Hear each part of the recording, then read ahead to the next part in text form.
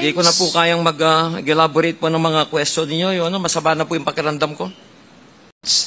As a matter of fact, lagi natin sinasabi to that dangerous drugs, public accounts, yung sa human rights, and my committee, we all together, umiikot kami sa mga issues regarding dyan sa issue ng kay Mayor Tumang, issue ng different committees.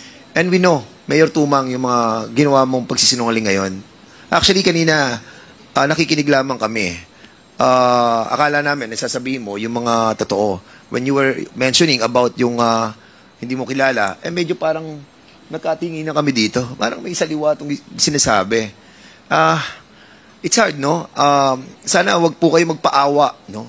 Dahil hindi kami maaawa sa inyo, dahil hindi po kayo nagsasabi ng totoo. Your Honor. But of course, let me finish. We'll be giving you a chance. Doon, pinag-usapan na po natin to ng mga maraming hearings sa public accounts.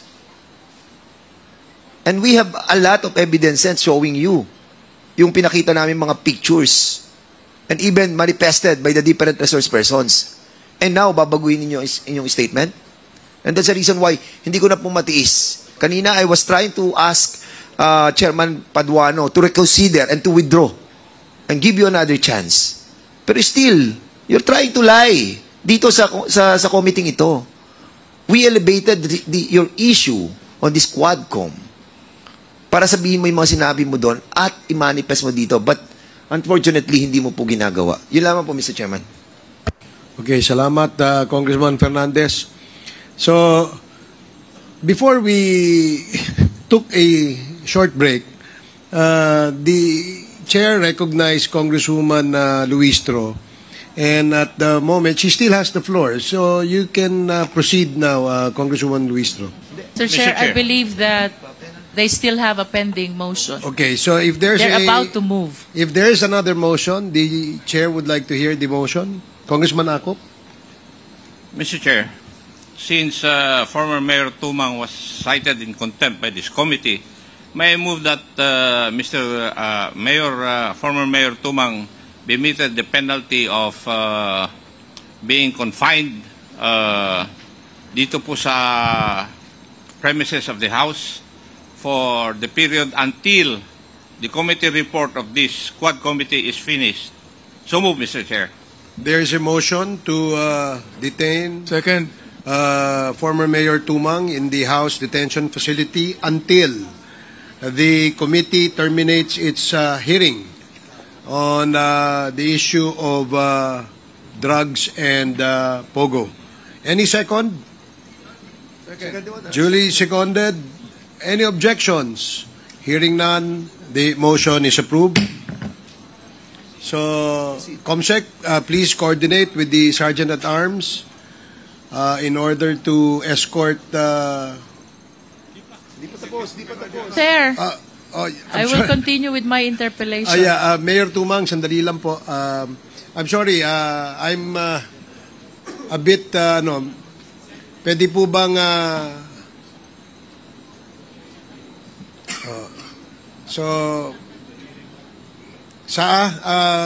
there's still questions that will be asked by Congresswoman Luistro.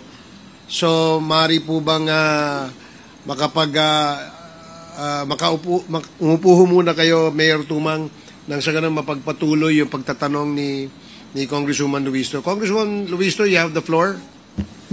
Mr. Chair, Mayor Tumang, kailan po yung una kayong pinuntahan sa munisipyo ni Willie Ong at ni ADT Yang?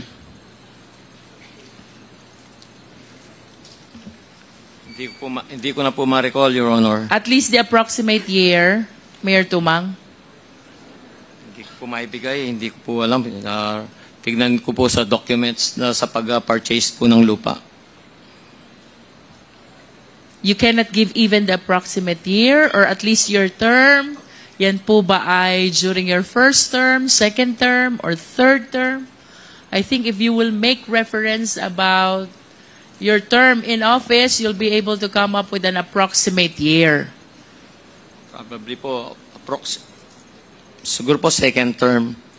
And if it is second term, kailan po ba yung second term nyo?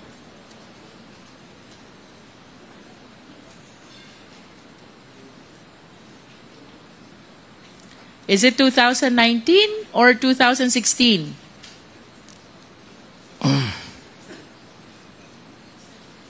Mahirap po bang tandaan yung term? Mga 2020 po, siguro. 2020. So, I'm not sure po. sometime in 2020.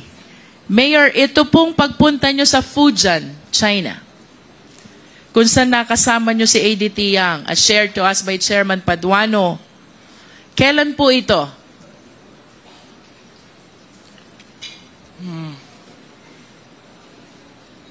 Is it during your first term Di or ko na- second term? Siguro po, first term. First term.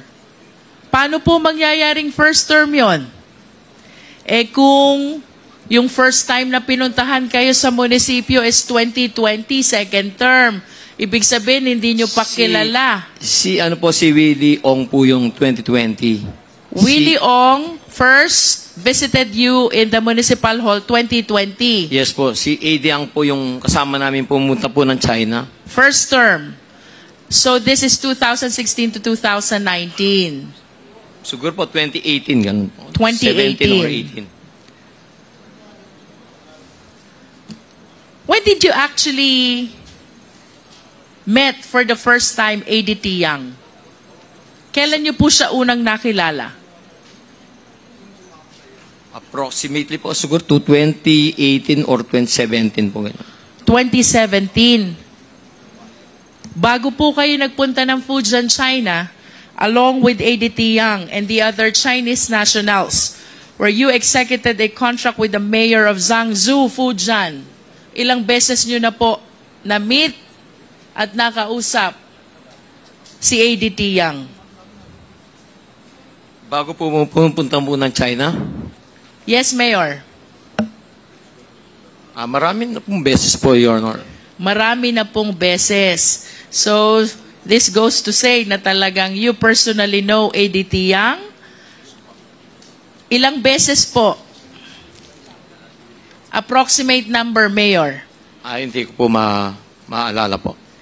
The reason why I am asking this question, Mayor Tumang, because I find it strange na sasama kayo sa Fujian, China, along with the Chinese nationals, if you do not personally know and you do not personally trust ADT Yang.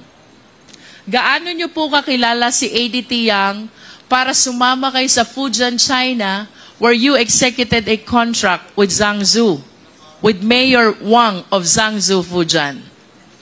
In-invite po kami, hindi lang po ako kasama po yung mga konsyal noon. Kasama pa po yung former Vice Mayor po, si Jonathan Pangan. I understand, Mayor. Can you please enlighten us? What is this two countries twin park project all about? Sorry po, Your Honor. Ano po itong two countries twin park project which you executed with the mayor of Zhangzhou, Fujian, when you were with ADT Yang? Wala pong, hindi ko po makuha yung, wala po kami project na, nin-invite lang po kami doon, pinakita po yung waste to energy. Ano po yon, Mayor? In-invite po kami doon para pakita lang po yung waste to energy. What was shown to you is a waste to energy Yes po, Your Honor. project. Yes po, But Your Honor. you belie having executed this two countries twin park project. Ganun po ba?